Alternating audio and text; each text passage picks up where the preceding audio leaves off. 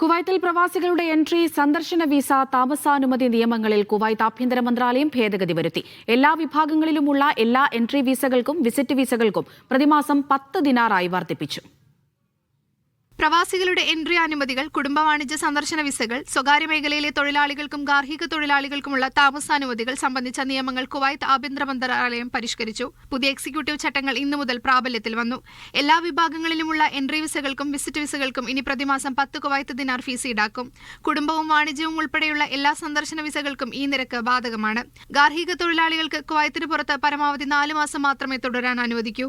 4 മാസത്തിൽ കൂടുതൽ പുറത്തു നിൽക്കുകയും സ്പോൺസറുടെ അനുമതി ലഭിക്കാതിരിക്കുകയും ചെയ്താൽ റെസിഡൻസി റദ്ദാക്കും. പുതിയ വിസയ്ക്ക് അപേക്ഷിക്കുന്ന ഗാർഹിക തൊഴിലാളികളുടെ പ്രായപരിധി 21 മുതൽ 60 വയസ്സ് വരെയായി നിശ്ചയിച്ചു. കുവൈറ്റിൽ ജനിക്കുന്ന പ്രവാസി കുട്ടികളുടെ ജനന രജിസ്ട്രേഷൻ 4 മാസത്തിനകം പൂർത്തിയാക്കണം. വൈകിയാൽ ആദ്യ മാസം ദിവസേന 2 ദിനാറും തുടർന്ന് പ്രതിദിനം 4 ദിനാറും പിഴ ഈടാക്കും.